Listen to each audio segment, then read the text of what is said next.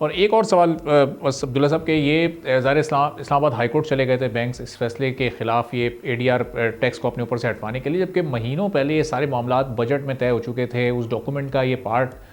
ये पॉलिसी थी और उस वक्त एग्री किया, और आखिर में जब टारगेट से आप बहुत दूर महसूस हो रहे थे तो उस वक्त फिर ये कोर्ट के फैसले का शेल्टर लेना, तो ये कुछ आप ये समझ आए कि अब ये इकॉनमी के मामला भी क्या अदालतों में लेकर जाना एक अच्छी रिवायत कायम की है बैंक्स ने?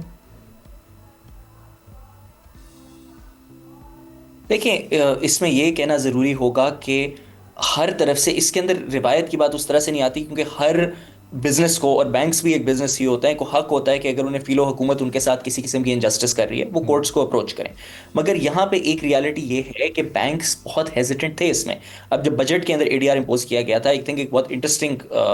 फैक्ट है कि औरंगजेब साहब जो थे, जो हमारे मोहम्मद औरंगजेब साहब जो फाइनेंस मिनिस्टर हैं, वो साबिक एचबीएल के प्रेसिडेंट चेयरपर्सन है, बहुत नॉलेजेबल और अच्छे बैंक हैं।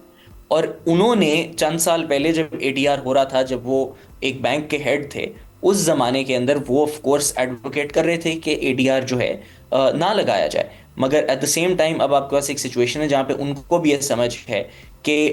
हुकूमत की तरफ से from their point of view बेहतर है कि एडीआर का टैक्स लगाया जाए। इसमें कोई ये कहने की जरूरत नहीं है कि कोई अच्छी रिवायत कायम हो रही है, बुरी रिवायत कायम हो रही है। हर कोई अपने एंड से जो उनको बेहतर प्रॉफिटेबिलिटी का एक मार्जिन मिलता है वो वहां पे क्योंकि फोकस करते हैं, और कत्ल सब कुछ कलामी एज की लॉन्ग एज माजरत लीगली अब्दुल्ला बाय साहब, द बुक हो कत्ल रहा कलामी हो। की इंतहा माजरत, लेकिन इसमें रेगुलेटर स्टेट बैंक हमें कहीं नज़र नहीं आ रहा। बैंक स्टेट बैंक के पास भी जा सकते थे, मुतल्लिका स्टेक होल्डर्स को लेकर बैठकर इस मामले को सॉर्ट आउट भी किया जा सकता था। जी, वो डेफिनेटली एक एस्पेक्ट इसके अंदर है कि स्टेट बैंक के थ्रू कोई ना कोई नेगोशिएशंस ऑफ कोर्स किया जा सकता है, लेकिन स्टेट बैंक का भी एक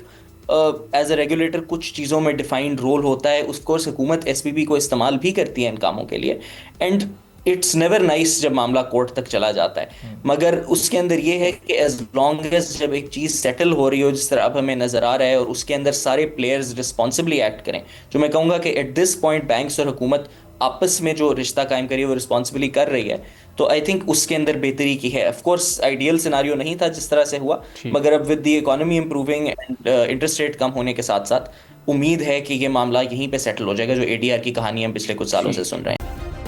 सब्सक्राइब करें और बेल दबाएं ताकि कोई खबर रह न जाए।